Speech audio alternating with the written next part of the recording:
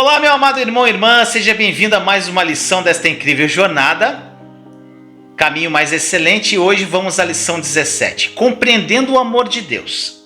Olha só, a nova aliança é algo tão complexo para os cristãos compreenderem, mas ela é tão simples.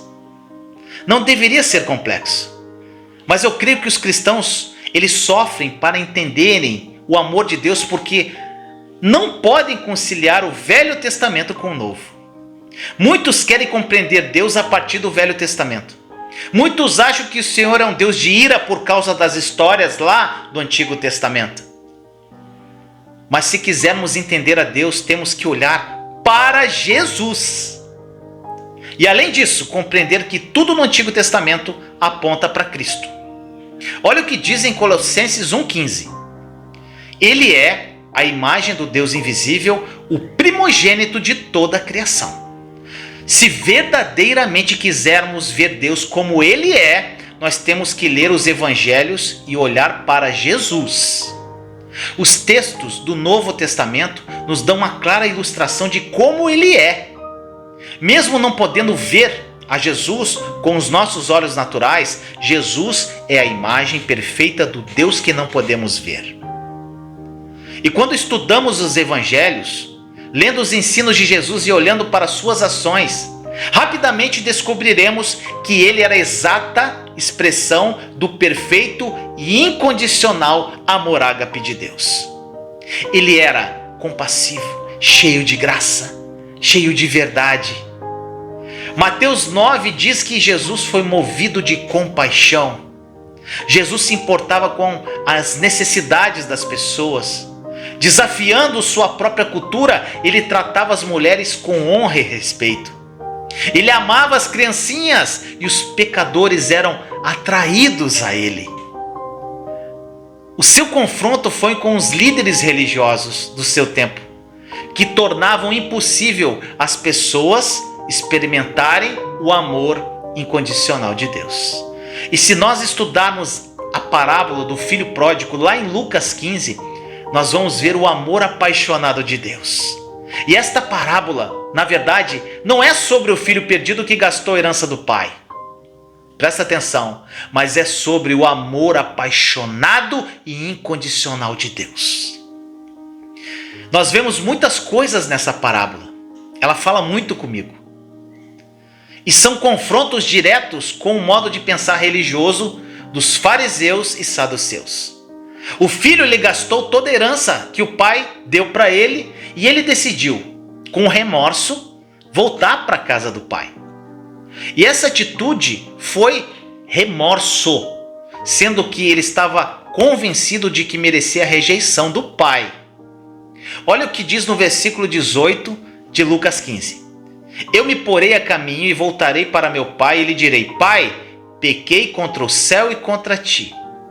Olha só, ele esperava que o pai lhe dissesse o que pensava merecer: viver como escravo. Ele esperava que o pai, quando ele voltasse, ia esculachar ele.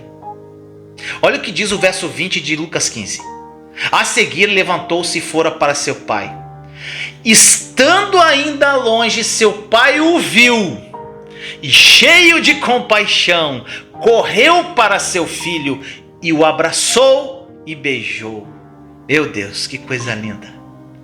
E eis aqui algumas coisas que você tem que gravar no teu coração. Primeiro, o pai, ele viu quando ele ainda estava distante.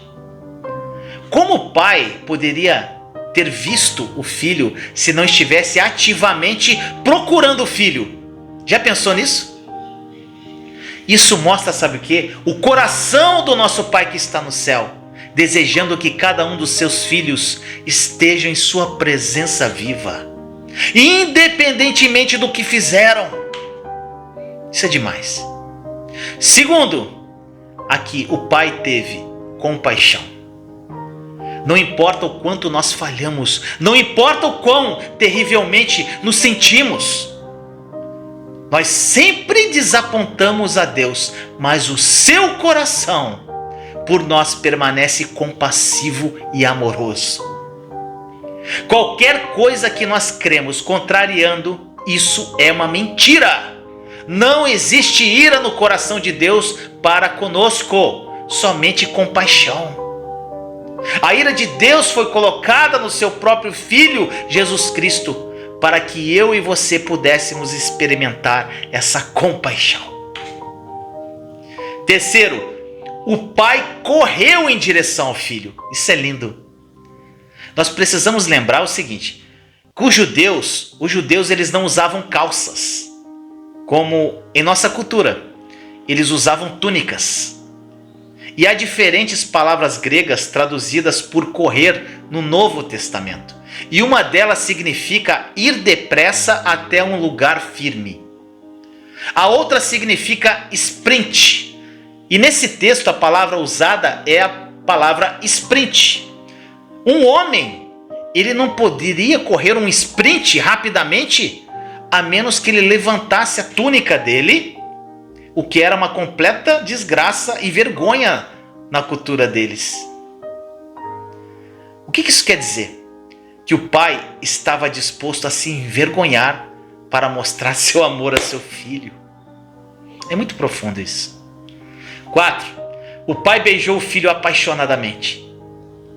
A Bíblia diz que o pai se jogou no pescoço do filho e beijou o filho.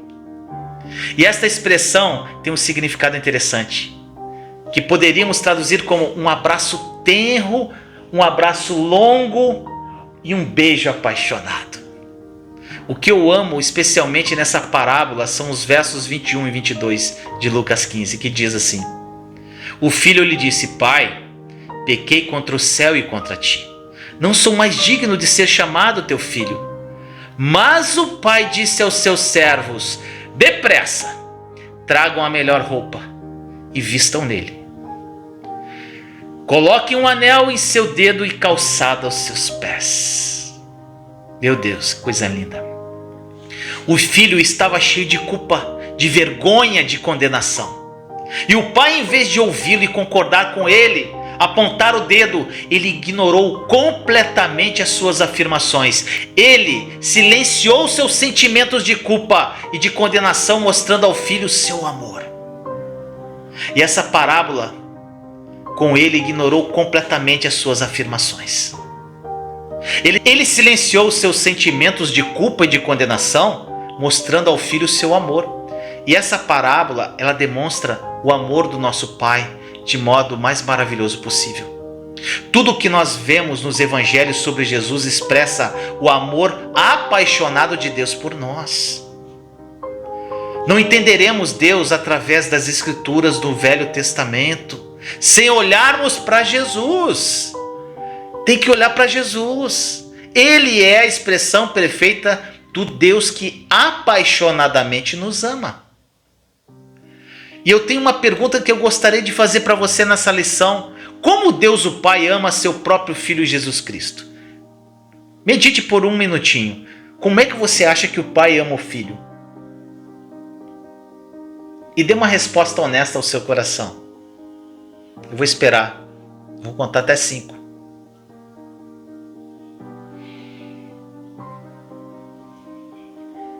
Já deu seu tempo.